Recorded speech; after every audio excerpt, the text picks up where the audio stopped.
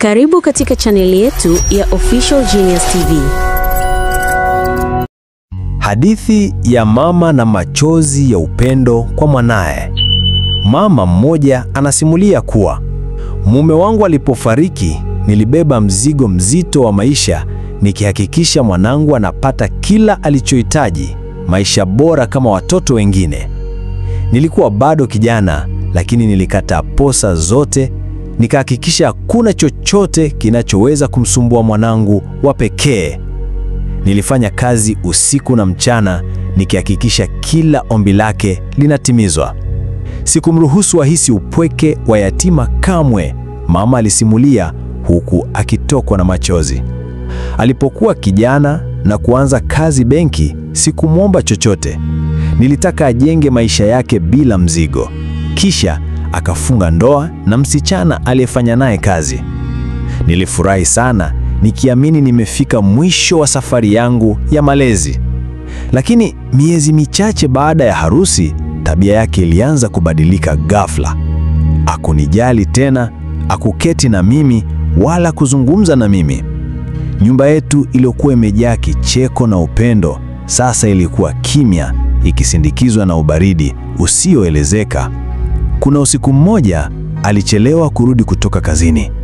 Nilimfungulia mlango, nikamsubiri mezani nikiwa na njaa kali. Nilitumaini labda angenihisi, angeniona pale.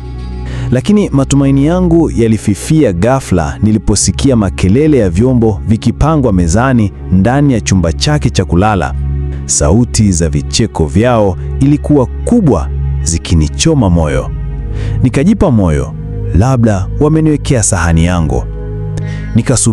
Nikisubiri kwa muda mrefu uliopita, lakini hakuna aliyekuja. Hatimaye walimaliza kula na kuzima taa. Nilirudi kitandani kwangu nikiwa nimeshituka, nikishindwa kuamini kilichotokea. Nikarudi tena jikoni, nikatafuta ushahidi wa sahani yangu, lakini nilichokuta ni vyombo tupu visafi. Njaa ilinikata roho. Nikarudi kulala huku tumbo langu likilia kwa njaa na moyo wangu ukiuma kwa maumivu ya usaliti. Huu ulikuwa usiku wa machozi na njaa. Mateso yangu yaliendelea kwa mwezi mzima bila mabadiliko yoyote. Hatimaye niliamua kwenda kwa kaka yangu.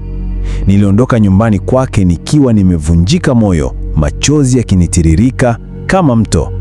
Nilipofika kwa kaka yangu, nilimweleza kila kitu kuhusu mateso yangu na jinsi mwanangu alivyonitelekeza. Kaka yangu kwa ghadhabu na huzuni aliniambia, "Utarudi kwake tena, utaishi na mimi." Nilibaki nyumbani kwa kaka yangu. Mwanangu hakunitembelea wala kuniuliza hata kidogo. Ilikuwa kama vile alikuwa akisubiri niondoke nyumbani kwake. Upendo ule niliomimina kwake kwa miaka mingi ulikuwa umefifia, ukiacha tu maumivu makali na kumbukumbu za maisha yaliyopotea. Miaka ilipopita na maisha ya mwanangu na mkewe yaliendelea kwa anasa, wakisahau kabisa uwepo wangu. Lakini kama msemo unavyosema, Mungu hamwachi mja wake. Siku moja, kashifa kubwa iliikumba benki aliyokuwa akifanya kazi. Ufisadi na udanganyifu vilifichuliwa, na mwanangu, ingawa kuhusika moja kwa moja, alifutwa kazi kwa tuhuma za uzembe katika usimamizi. Ghafla maisha yao yalibadilika. Ajira mpya ilikuwa adimu na akiba yao ikaanza kuyeyuka. Kicheko na anasa vikapotea, nafasi yake ikichukuliwa na kimya kizito na hofu. Mke wake ambaye nilimuona akimshauri vibaya mwanangu kuhusu mimi, alianza kumlaumu na ndoa yao ikaanza kutetereka. Kuzama kwenye umaskini, walilazimika kuhama kutoka kwenye nyumba yao ya kifahari na kuhamia chumba kimoja katika kitongoji duni. Vitu vyao vingi viliuzwa kwa ajili ya kutimiza mahitaji ya msingi. Mwanangu ambaye hakuwahi kujua shida ni nini, sasa alilazimika kutafuta vibarua ya kupata riziki, mara nyingi akirudi nyumbani akiwa amechoka na kukata tamaa. Uso wake uliokuwa umejaa nuru sasa ulijaa huzuni na majuto. Na kukumbuka upendo wa mama, Katika kipindi hiki kigumu, usiku mmoja, njaa ilipokuwa ikiwatesa, mwanangu alikaa peke yake gizani. Ghafla, sura yangu ilimjia akilini mwake. Akakumbuka jinsi gani nilivyomlea kwa taabu, jinsi nilivyokataa posa zote ili nimfurahishe, na jinsi nilivyokesha usiku nikihakikisha nalala akiwa ameshiba.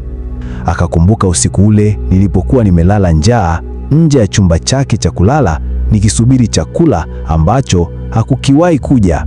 Alihisi maumivu makali ya majuto, akitambua thamani ya upendo wangu wa kweli aliowacha kando. Akangeuka kwa mkewe. Mama yangu alikuwa akinipenda sana. Nilimtendea vipi? Mke wake naye, akiwa amevunjika moyo na hali yao, alinyamaza bila neno la kusema. Asubuhi iliyofuata, licha ya udhaifu wake, mwanangu aliamua kunitafuta. Akitembea kwa miguu, akiuliza huku na kule, hatimaye alifanikiwa kufika nyumbani kwa kaka yangu. Aliponiona, alipiga magoti, machozi yakimtiririka kama mto, akisema, "Mama, nisamehe, nilikukosea sana. Nimejifunza somo kubwa la maisha." Nilimtazama mwanangu sasa akiwa amechoka, amedhoofika, tofauti kabisa na yule kijana niliyemjua. Moyo wangu ulisituka. Licha ya maumivu yote aliyonipa, bado alikuwa mwanangu. Nilimtazama mwanangu akiwa amepiga magoti, machozi yakimtoka. Moyo wangu ulihisi maumivu makali, lakini pia huruma isiyo na kifano. Licha ya yote aliyonifanyia, bado alikuwa damu yangu, mfupa wangu. "Mwanangu," nilisema, sauti yangu ikitetemeka, "nimekusamehe. Upendo wa mama hauna mipaka. Nimekuombea kila siku nikitumaini utarudi kwenye njia sahihi." Kuanzia siku hiyo, mwanangu alibadilika kabisa. Alianza maisha mapya, akijifunza kuthamini vitu vidogo na upendo wa familia. Yeye na mkewe walihama karibu nami, na mara nyingi walinitembelea wakinipa heshima na upendo niliohitaji. Siku moja akapigiwa simu kutoka kwenye benki yake ya zamani na kuambiwa uchunguzi umefanyika, wala hakuhusika na anguko la benki hiyo, na akarejeshwa kazini na kuanza tena usimamizi wa benki. Mwanangu alifanya kazi kwa bidii na kwa uaminifu, na kwenye maisha yao walipata amani na furaha ya kweli.